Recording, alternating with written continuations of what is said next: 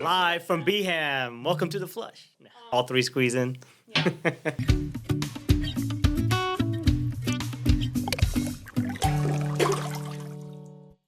Welcome back to The Flush. I'm Julianna Hallman, and with me today, we've got Dr. Chris Shaver and Dr. Raj Parikh from Birmingham Gastroenterology. Dr. Parikh is our guest today. He's also our managing partner at Birmingham Gastro and one of our advanced endoscopists and the advanced guy that does all the advanced things. All the stuff no one else wants to do, but it's fun. I would agree with Dr. Parikh on that. And I will say this guy is an extremely talented endoscopist and is also a MacGyver endoscopist. And we know MacGyver, right? The cheesy 80s, not MacGruber, MacGyver. MacGyver could diffuse and an explosive device with like a toothpick and a piece of gum. And duct tape. Always. Always. And so that's this guy, but it's not using, stuff like that, cheap stuff. He actually uses pretty expensive endoscopic equipment. But anyway, so we're really privileged to have you on with us to talk about some of the sort of advances that we can sort of learn about with regards to reflux disease. And I think I'm stealing your thunder. No, I want you to steal the thunder. Well, I appreciate you guys having me. I'm excited to throw down today with you guys. Thanks for helping fund this podcast. No, really. That's why they call me Uncle Raj. I know. I was about to say, Dr. Uncle Raj Parikh, everybody. He's here today. We're so excited. We call him Uncle because I call him Uncle, and Priya Because Agarwal. he writes the checks? Is that why? No, I did it. Okay. It came about because whenever Priya was born, and I was like, before you know it, she's going to be calling Uncle Raj. And so then I started calling you Uncle Raj and Uncle Rishi. It's endearing. I know. Yes. It's sweet. Little family. We have a good crew at Birmingham Gastro, and we've got to meet each other's kids, which is one of the best parts. Yeah. So. Can I be Uncle Cracker or something? I mean, what can I be? That's the name of a musical band, right? That could also be my walkout song. Okay, sorry. Okay, no, I'll make that the one. I digress. I'll put that in there for sure. We're going to talk about TIF today, which is a procedure that he does. He's like the only one in Alabama that does this procedure, and it can help with acid reflux, like Dr. Shaver was saying, and GERD, I guess. It's chronic if you're getting this procedure done. But we're going to talk about that, but we want him obviously to be a part of the show, so we're going to get into hot on the pot headlines first. But before we do that, one thing I have not done, and I have kept on saying, I'm going to do it, is thank Dr. Shaver's wife, Amy Beth Shaver, for letting us shoot in her studio. Very thankful for that until someone builds us a podcast studio. Working on it. But we are very thankful, Amy Beth and Allison Sinclair. Thank you both for letting us shoot in your studio. This is very comfortable space and very Alabama focused, which I like. Yes, it is. Because that's where we are. I know. And did you introduce yourself and introduce me? Should we do that? You can. Go. Well, Sure. I'm Dr. Chris Shaver. I introduced yourself. I'm a for you. partner. This guy is one of his partners, one of his many partners, and Julianna Hallman, who's our fearless, courageous host. Thank you. So, yeah, I just want to make sure we covered that. Yeah, I kind of sped through it because I Okay. was noticing that his mic was too far away. Got you. So that's why I sped through it. I want to say, too, these two guys, Dr. Shaver was managing partner of BGA for how long?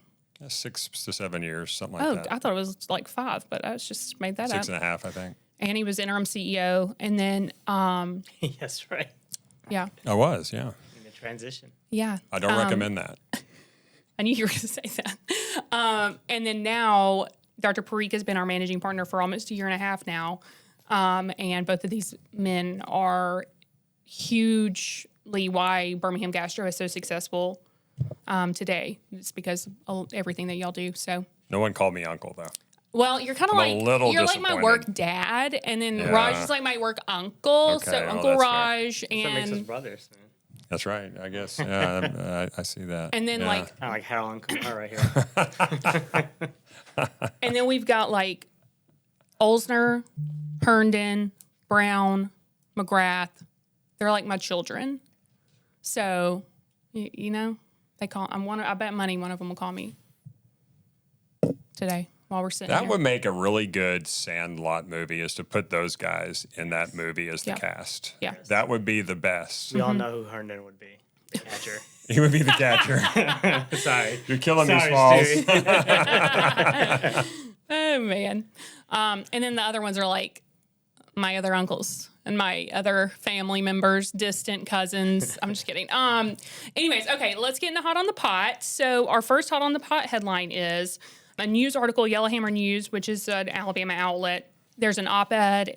Steve Livingston, who is a state senator, says Alabama has momentum. Now let's access colorectal cancer screenings. What this is about is Senator Steve Livingston, he serves District 8 in Alabama, which is North Alabama, wants to ensure that there is access to cancer screenings for Alabamians, which we love. We love that. We love access to health care and to cancer screenings, especially in Alabama. He said that he wants Alabama passed a bill earlier this year that eliminates cost sharing for prostate cancer screenings for men over 40 who are at high risk, making it the 10th state in the nation to remove financial barriers to life-saving screenings, which is great. He said he wants that for colorectal cancer too, closing the screening gap and expanding access to Alabamians for colorectal cancer screening, specifically with Guardian Health's Shield blood test.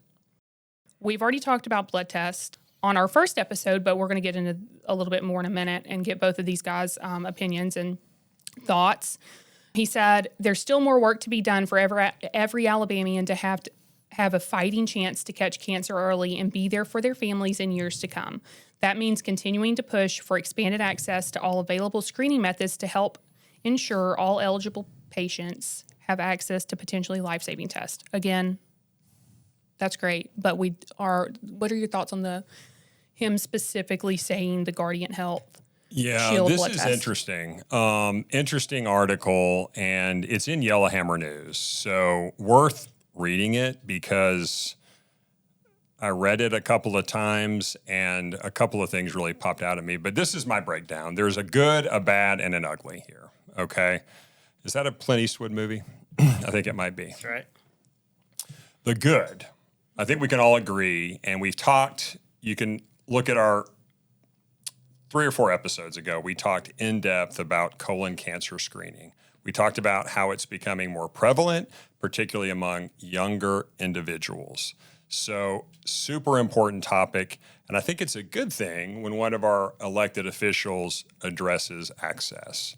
And there is a role for government to flex their muscles in responsible ways to promote screening. Okay, so I think that's the good here. Mm-hmm. But I think it gets bad pretty quickly. And number one is what he's proposing is an inferior screening test. Okay, so the gold standard, we've talked at length about this, is colonoscopy. So if we want to offer as an alternative, we really want to be careful about offering an inferior screening test. So this type of, I call it a liquid biopsy. This blood-based screening test is going to be inferior. It's not going to be as accurate at identifying polyps, which is really what we need to be concerned about in order to prevent colon cancer. It's a colon cancer early detection test. It's not a true screening test. It does identify polyps, but at a much smaller rate than colonoscopy. So one of the bads here is we're talking about offering an inferior colon cancer screening test. Number 2 is this is going to be a cheaper screening test as well. And usually when we're offered cheaper screening tests or when insurance companies seek to offer cheaper screening tests, usually that doesn't equal better care or better preventive health. And so I have a concern here that layered in here is an emphasis on a cheaper, inferior alternative. Okay. So that's the bad. So we've got some good, we've got some bad. What's the ugly? It reads like a garden health advertisement. Agree with that. Okay. And in fact, this senator, Mr. Livingston, he actually referred to this test by its company name and its specific brand name in the article. And so that's concerning to me. I think it's reasonable to talk about the role of this type of screening test. And look, if we didn't have enough scopers, and if we didn't have enough facilities, and if we didn't have enough capacity to do colonoscopy, then the conversation switches to alternative inferior screening methods. That would make sense. I can't sign off on an article that recommends it side by side alongside colonoscopy. So I'm a little worried about a potential conflict of interest between a public health recommendation and mentioning a company and their product as if this were an advertisement. So I'm just not comfortable with that. I think that's the ugly part of this article. Take it even a step further with the bad portion. I just came back from a conference in Chicago where the AGA and the ASG, the two biggest GI societies, recommended against using these blood tests right now due to how inferior they are to screening colonoscopy and even inferior to the stool tests that are available. And so they put out a blanket statement that this is not recommended when we have easier options or better options available. Not easier, but better options. So my recommendation to Senator Livingston is talk to Birmingham Gastroenterology before you issue statements on how to screen for colonoscopy. Please, I would love to work with you. We would love to work with you, but we need to be involved in that discussion. Yes. As experts in this field, and not garden health, and not our politicians, and not big insurance. Yeah. We need to be ones rendering the clinical opinions, and so that's where this article goes way off track. Okay, so anyway, I'm going to be a little critical on that one, but I do appreciate at least getting into this and start talking about ways to increase our screening rates. Yeah. I'll say this as obviously I agree with everything both of you said because we know the importance You of don't have to just because. But no, I mean, I you. agree with everything. I agree with everything these doctors say, or I do. I'm just kidding. No, but because we know the importance of a colonoscopy. I mean, like my mom is a pure example of this. Like she'd been doing a stool-based test and then had a massive polyp, had to have surgery. So probably shouldn't have said, "My mom, don't kill me, mom." But I get the fact of why he would want to do it potentially in Alabama or why this is the option. I think he shouldn't have said the specific brand name because that makes me raise a massive eyebrow to the whole thing. But 43% of Alabama is rural. And so in those areas, we know they're healthcare deserts, technically. And so maybe it would be good for that to be an option. But we go back to what's the number one gold standard for colorectal cancer screening, and that would be a colonoscopy. I would argue that one, let's say the simple statement first. Mm-hmm. Let's prevent the cancer. Let's prevent your mom's surgery. Let's prevent chemotherapy. Let's remove the polyp and not ever have to worry about that. I mean, it can't be simpler and better than that option.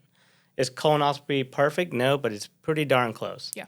And then the second thing I'll say is, the national rates for screening for colon cancer is pretty bad. It's still just under 70%, so we do need improvement. And that's why I like the sentiment of pushing the statement and message, but let's do it right. And I will tell you, I know GIs across the whole state, and if you need a screening colonoscopy, average risk, history of polyps, family history, or even if you have symptoms, I am pretty sure that a gastroenterologist will get you in within an appropriate time frame, within a decent drive. And I know it's not convenient, but it's a one-time test. Right.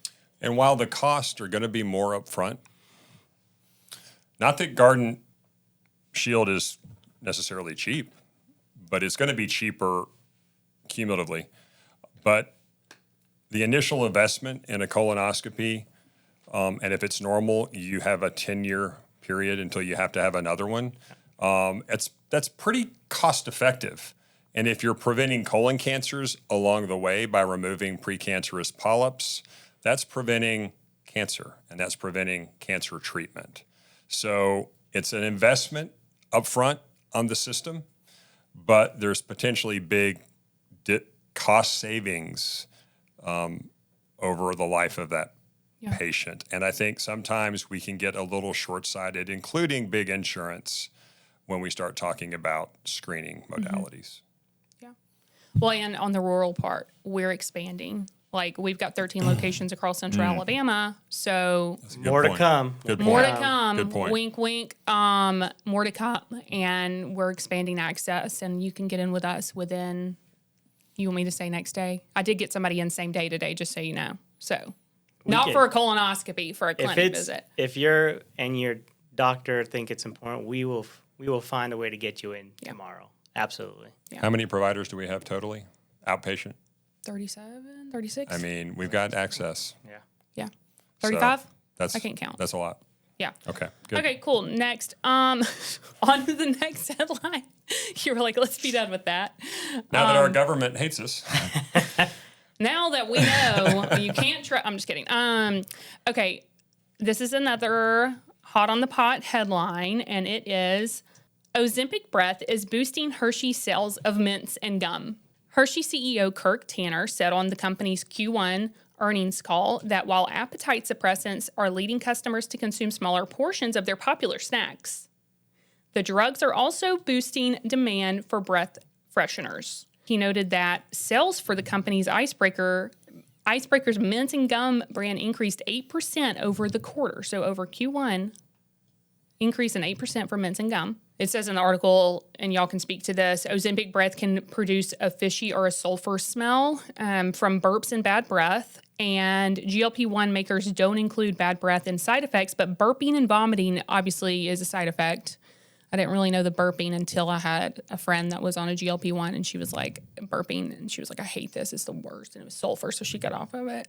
But I didn't realize it was sulfury. I mean, I know that it causes nausea and whatnot, but you want to speak to Ozempic breath and how that can There's a lot of side effects to it. It's a wonderful drug. Take a wild guess, Juliana. How many people stay on a GLP-1 type med? They're using it for weight loss. I'm using the data on weight loss. How many people stay on it after a year? Ooh, I don't know, Wild guess. like 12%? Wild guess. I would say like 10%. Yeah, it's like 25%. Almost a 20. Oh, God. Should but- have stuck with my gut. People cannot tolerate it, and this is one of the reasons. Yeah, Diabetics stay on it a lot longer. yeah. But when we see it used just for weight loss, people give up on it pretty quickly. And this is multifactorial. It's cost and other things. But Yeah. So why the mints? I think that, well, we were talking about this sort of pre-show, and one of the side effects is that it does slow down intestinal motility. So it slows the gut down, and it can even cause you to retain food in your stomach a lot longer than normal. So what happens if you were to belch and you had a stomach full of older food that was not yet cleared out of the stomach? Well, depending on the meal and how long it has been there, it's going to potentially smell kind of yucky. I would definitely avoid like salmon the night before. Yeah. I mean, fishy. Some foods will get you a little bit of a sulfury. And particularly if you're going down into, you have maybe you're constipated on top of gastroparesis, you might get some pretty noxious sort of fumes coming out and venting out of your mouth. So I think that's what drives it. I'm also wondering, could people who aren't eating just want to suck on candy or suck on a mint because at least it's calories? Yeah. And at least it's something because I can't really eat a meal like I want to. So let me suck on a breath mint. Yeah. So I'm wondering if there's multiple reasons, but I think this Ozempic breath is super interesting. And wow. Wait, a new is market. Ozempic teeth the thing? Yeah. Do you have a gum of choice? My gum of choice is I'm a Big Red guy. I'm old school. Big Red. You go which I think would be really good for Ozempic breath. A good. But the flavor goes away so quickly. But it's not as bad as you think. Breath. Now, there's also an extra cinnamon, which is inferior but lasts longer. But that would be my go-to. How about you? I got two categories. If I'm going for breath, then I'm going with the I'm an orbit guy. Okay. Okay. But if I'm going for my favorite flavor, it's either Big League Chew or Gator Gum, which they sadly Gum, do not that's- produce anymore. Wait, what is it? Gatorade You got to go to Gum. Cracker Barrel to buy that these days? It's, I I, mean, don't know. It might be expired. Bees. that's true. There's these imitations. I bought one, got to the house, and it was great. And, within a week, my kids ate them all or chewed them all. And I didn't get to enjoy it. No. Kids, man. Wow. Your kids are great. There's a thing called Ozempic teeth. And I'm wondering if this is adding to the Ozempic breath. It's causes dental complications linked to GLP-1 weight loss medications like Ozempic, Wegovy, Mounjaro. It primarily refers to an increase in tooth decay, cavity sensitivity, and gum disease. Is that And dry Okay. mouth. a GERD thing or a malnutrition thing? I think it's probably I don't know, but I think, and I was going to talk about GERD since that's sort of our central theme is GERD or acid reflux disease. We do know that GLP-1s do heighten reflux symptoms in a lot of people, and I think that goes back to the gastroparesis, slowed stomach emptying, more chances to, for gastric juice to go up the wrong way. So that could potentially affect dental health. Again, as could just, over time, if you're on it long enough, you can get some malnutrition, some vitamin deficiency. Let me ask you this question. How fast does digestion normally happen? From it coming to your stomach and leaving? Usually gastric emptying takes about 4 hours for solid food Okay. and less for liquids, like an hour or less. So gastric emptying. Okay, great. Glad I know that term. I've heard it before, but I didn't realize Yeah. that was what it We was. have a test to measure it. It's not the best test, but we get an idea. Okay, so how long do y'all think or do you know how long it takes when somebody is on a GLP-1?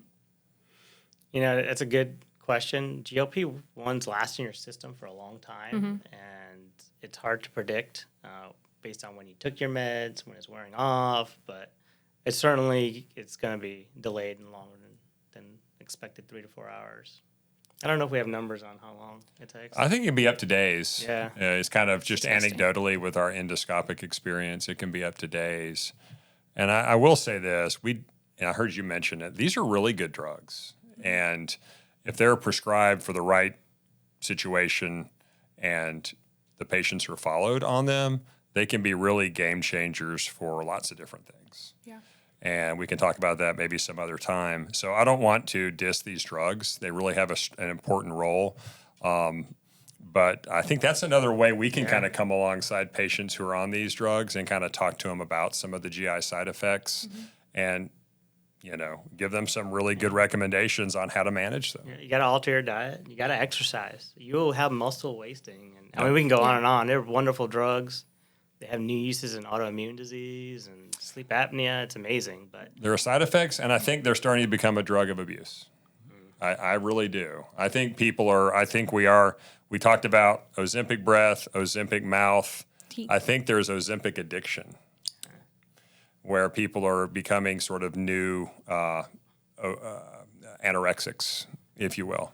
that's a hot take off. And the so, That is hot on the that's butt, my shoot. my hot take. If you look at just Google some of these celebrities, I won't mention anybody. Well, yeah, I will. If you want me to, I will.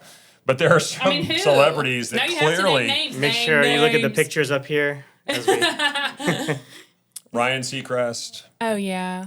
Kelly Osbourne. There's a few other ones. And you can tell they're on it, and they have massive muscle wasting, including areas where you don't really see it, like the face. They get scooped out facial muscles. And so, hey, I think losing weight is fine, but not if you lose massive muscle mass and you look like sort of like malnourished. Yeah. I mean, that's the you problem. you're not just looking like it. You are. You are. They're buying their So- Ozempic on the streets. Yeah, I think it's Drug dealing. abused. It's available. And so you can definitely, there are health benefits, longevity benefits, but if it's abused, you're going to cancel those out. Good So to we know. got to be careful. Okay. Good to know. I wouldn't know anything about GLP-1 addiction. I wish I did. I know a guy. Great. I know 16 guys. Next hot on the pot headline. It's an NPR article. To catch colorectal cancer early, advocates push to make poop talk okay. The physician in here, the gastroenterologist that's quoted in here, his name is Dr. Parikh.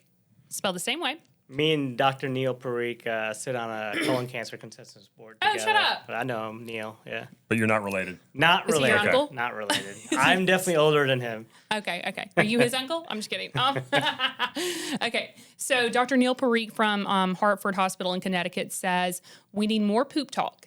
And then he quoted, like, if you mentioned farting to my 8-year-old, they'd love it, but yet then we can't fart in public for the next 40 years of our life. And then he says, then again, with older relatives, grandparents or my great aunts and uncles can't stop talking about their bowels and constipation. I mean, it's just a strange thing we do as humans. Like, funny. Do not talk about it. Taboo forever. And then you get to a certain age and you're like, well, I can't poop right. So it is kind of funny how the cycle works. But Let me ask Dr. Shaver a question. 'Cause Ask. I think that's probably your experience, but when someone knows you're a gastroenterologist, I mean, do they stop talking about it? Never. Never. I mean, first time I meet people, like, let me ask you a quick question on the side here. Yeah. Oh, you're a GI doctor. Hold the until you do the phone. rectal exam really quick. Man, I'm feeling this little thing down there, and I just wondering, do I need to worry about a tumor? Or I hear a little squeak right here when I eat corn. Is that something to worry about? Squeak. The noises that are mimicked. It's Yeah. pretty impressive. But I said, listen to your body. Can you mimic some of the Let's, noises that you hear? that's all Dr. Shaver. He's musical. Both of you. I don't think I can. Okay. And we might get But, you know, flagged by listen YouTube. to your body. If something changed, don't ignore it. Yeah, if something changed, absolutely book immediately with us. Next day. I don't know. PGAPC.com. We can get you in next day online. Okay. I don't know why talking about farting and pooping is embarrassing to people. It's not ladylike. It's not. But it is because ladies do that.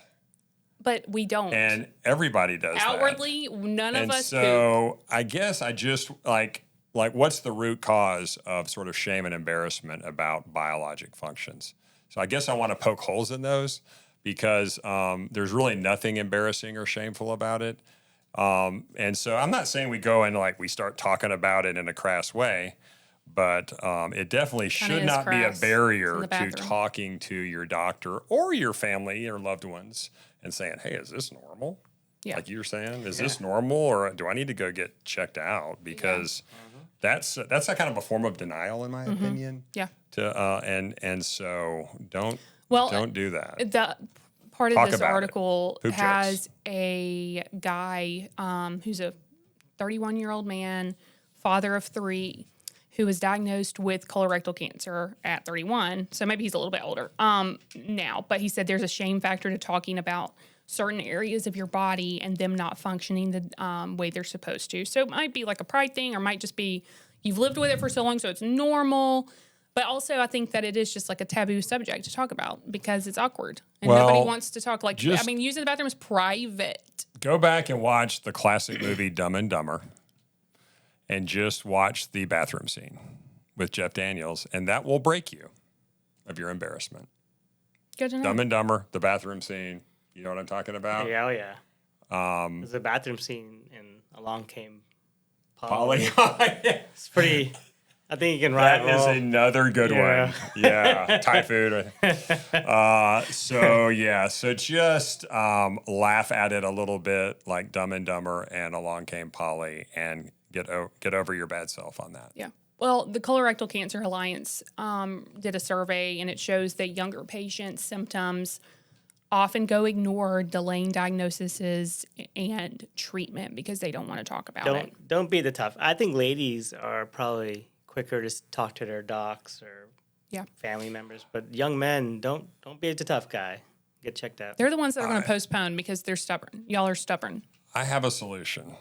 Maybe when we do movies and TV shows, we should introduce the characters actually having to take bathroom breaks or doing biological functions as part of the flow of the show.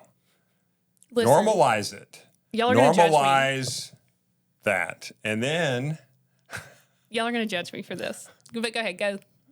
that's one of my solutions. We normalize it through arts and entertainment. Listen. Can you get a button that makes that sound like? Okay, yeah, it's down there though. So I need to help with the buttons. Don't my touch. other- Your water. My other request is that we are obviously we like to communicate through movies on this show. So we need to keep an ongoing list of our movie references because there have been like 7, 8, or 9. The Magic School Bus. Fantastic Voyage, Yeah, and then a couple movies today. Okay. We've had others, so yeah, Magic School Bus is the most we important. need to It's the not good, a the bad, movie, the but- ugly. Okay. My kids love it. Yeah, and no, it's just a great show. I will say though, They have a gastro one where they go down. I know we talked about it last time. Did you not listen to our podcast? Okay. He I didn't listen remember. to our I remember the podcast. underwear segment with the gas thing. Yeah. Okay, yeah, Yeah. and that's why you I remember. was laughing. Okay, haha, wink. Okay, got it. You listened. I'm just kidding. I watch. Don't judge me. This is what y'all are gonna judge me for. I watch Real Housewives of Salt Lake City. It's a judging. fantastic. What? We're judging. I know y'all are. I don't watch trash TV except for that. Okay, and some other ones. Anyways, they had a like scene where two of the ladies and they're like, really wealthy women, and she's like an older one. She's like a pastor at her church, and she was like, "Did you fart?" And like in like the most serious thing. I almost made one of y'all do it as like a voiceover for TikTok because it was so funny. And then they like talked about this fart thing. I mean, like still to this day, they like have interviews and stuff talking about it. Exactly what you said. Let's normalize it in I arts know, and entertainment. I know. And they did, and it was so funny. But anyways, maybe we'll do, oh my gosh, now y'all are going to do a voiceover for TikTok. Before right? every commercial break, they could just integrate the show. Hold on, Bob. Before we have this discussion about our marriage, I need to stop in the ladies' room.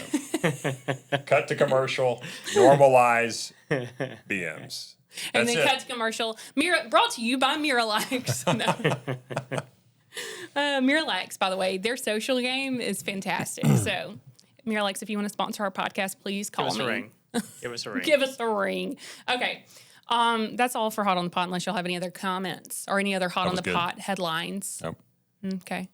You feel good about your first Hot on the Pot? Let's do it. I mean, that was fun. So, like we mentioned, we want to talk to Dr. Parikh about acid reflux GERD, explain what GERD is, because your girl didn't know what GERD was until I started working for y'all. Some people may have it and not even know it. I'll ask you these questions, Dr. Shaver and Dr. Parikh. You can hop in because then I've got 2,000,007 questions for you. But what exactly is GERD? GERD stands for gastroesophageal reflux disease. So, like what you were saying, Juliana, it's the reflux of stomach contents up into the esophagus, causing symptoms, classically heartburn and regurgitation. And so everybody gets reflux sometimes, okay? I just drank some coffee. I usually don't drink coffee at 3 and 4:30 in the afternoon, and got a little heartburn from my Pike's coffee? Pikes Pikes Place. Pikes Peace, Pikes Place? All those. Pikes. Pike's Place. Sorry, Starbucks. I just butchered your coffee. But so everybody gets it from time to time, but when it becomes a chronic condition, we call it GERD, reflux. And so a couple of pearls about GERD. It's very common. So it happens a lot. Number one diagnosis in GI We across the see country. it. Yeah, we see it all the time. About 20% of the American population suffers from GERD. And so it's a problem. And it makes people pretty uncomfortable. And so they come to us or they talk to their primary care or they look online and they try to find remedies to feel better. And most of them find out I had an attending in residency in Charleston at the VA who talked a lot about access to excess. And in this country, we're blessed to have an abundance of resources, an abundance of affordable food. And so that leads to access to excess. And in that environment of excess, reflux follows closely behind. And so it is, in a sense, not 100%, but it is a lifestyle disease or a access to excess environment disease. because increased body mass, high-fat diet, tobacco consumption, alcohol consumption are all going to be predisposing factors, okay, as well as getting a little bit older. So it is a quality of life issue. There are some risks to having reflux chronically. That includes inflammation of the esophagus, which can lead to narrowing of the esophagus called reflux stricture. And it can also lead to a condition called Barrett's esophagus. We've talked about this with our esophageal adenocarcinoma episode, special episode, because Barrett's esophagus is the precursor lesion to esophageal adenocarcinoma, which is a malignancy of the esophagus. So GERD is the first thing to go on the path to esophageal cancer. So that's really important to think about. And then I think lastly, it's very treatable, and we have some good treatment options. You know, I like to talk about history. I'm getting long-winded here, so I'm gonna get to my point, and I want to get into some other things. But for millennia, people have suffered from reflux and have had lifestyle modifications, avoiding trigger foods, elevating the head of the bed, particularly for nighttime symptoms, or taking antacids, which is basically like chalk or baking soda. Tums. Tums is basically chalk, okay? Or, Some artificial berry flavor. Yeah. And so those work, but they don't really heal and prevent progression of reflux, but they do control symptoms for a short period of time. That's why they're still so well used or so commonly used. And then, beginning in around the 1920s, we realized there were surgical options. So before we had this entire menu of really effective acid reducers, we had surgery. The surgeons were the primary physicians that treated your reflux. That's amazing. And so they evolved and they got better and better at surgery and less invasive. And surgery works for reflux. It's a good way to treat it. But then come around the 70s, we learned that histamine was a role. So cimetidine or Tagamet came on the scene. And then we ended up with now our around 1989, we learned we developed the proton pump inhibitor. So omeprazole was the first, and now we have 7 on the market. So those are very potent acid reducers, and those actually heal the inflammation related to acid damage in the esophagus. So very effective and very safe drugs. Now Do you want to be on PPIs for a long time? Yeah, you don't want to. Yeah. Okay.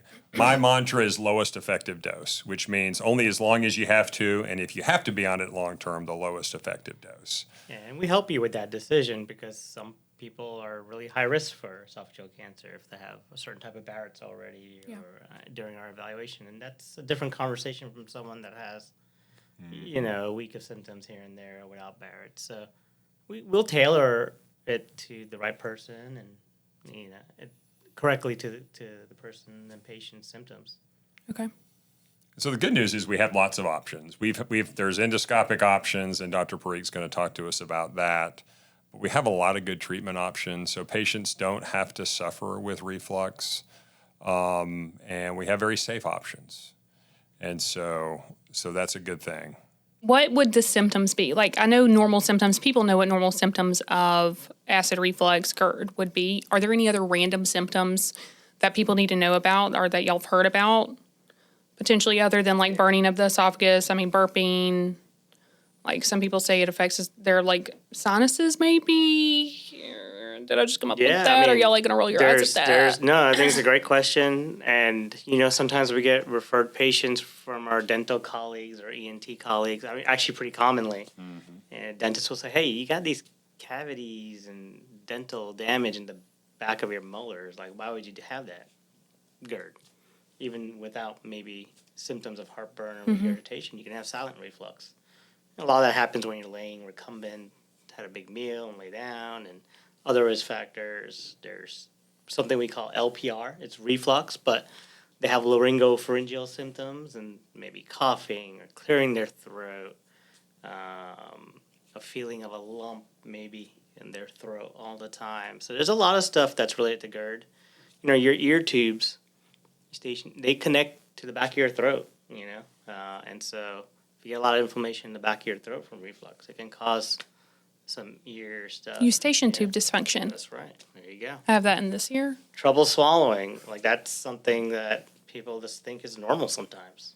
And they don't realize it's because they have one of these reflux strictures. Yeah. Dr. Shaver mentioned. So there's a lot of stuff that primary care doctors and dentists and ENT, they pick up on it right away when you say that kind of key word or sometimes even a red flag word. Like it's kind of a worrisome sign when you have trouble swallowing, honestly.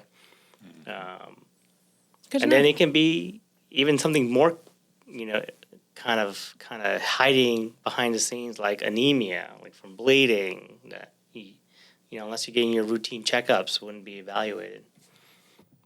Wow. Okay. Good to know. Any other thoughts on that stuff on GERD before we get into TIF? Well, I don't think so. I think that I'll kind add of one covers it. tidbit that Okay. helps, I think, segue into TIF is that GERD is not, you know, it is related to your lifestyle habits, but it's not because your body's making too much acid. That's a Or your pH is off or like something. a medical myth. Yeah, like alkaline water Yeah. and this diet, that diet. I mean, be careful out there. There's a lot of misinformation and medical myths.